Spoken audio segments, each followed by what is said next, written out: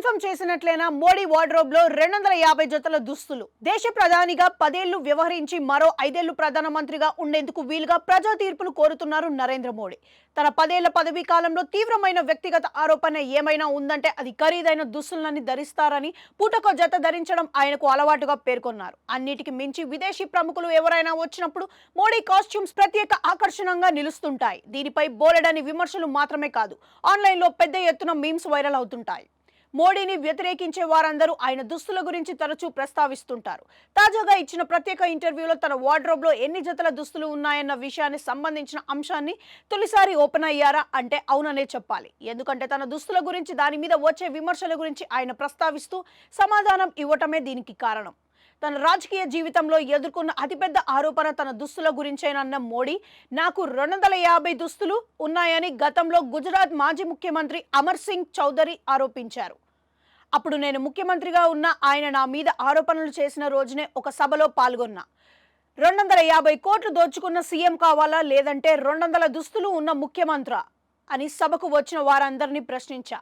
వారంతా 250 జతలు ఉన్న దుస్తులు పర్లేదు కానీ అవినీతి పరుడు వద్దని ముక్త కంఠంతో పేర్కొన్నారు. దాంతో ఇంకెప్పుడు విపక్షాలు నాపై అవినీతి ఆరోపణలు చేస్తే ధైర్యం చేయలేదు అంటూ పేర్కొన్నారు. తాజాగా ప్రధాని మోడీ నోటి నుంచి వచ్చిన వ్యాఖ్యలు నేపథ్యంలో ఆయన చెప్పకనే తన వార్డ్రోబ్ లో 250 జతల దుస్తులు ఉన్నట్లుగా పేర్కొన్నారని చెబుతున్నారు.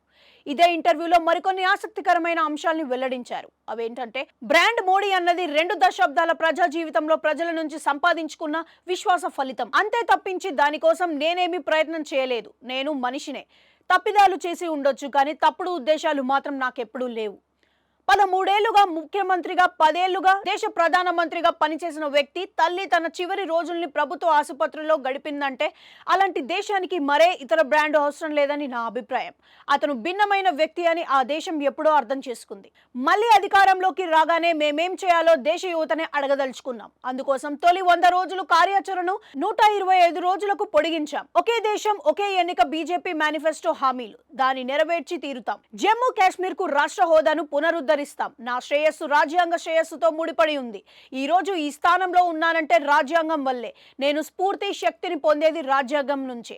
మైనారిటీలకు వ్యతిరేకంగా నేనెప్పుడు ఒక మాట మాట్లాడలేదు. మైనారిటీలకు బీజేపీ ఎప్పుడూ వ్యతిరేకం కాదు. ప్రత్యేక పౌరుల హోదాను ఎప్పటికీ అంగీకరించలేను.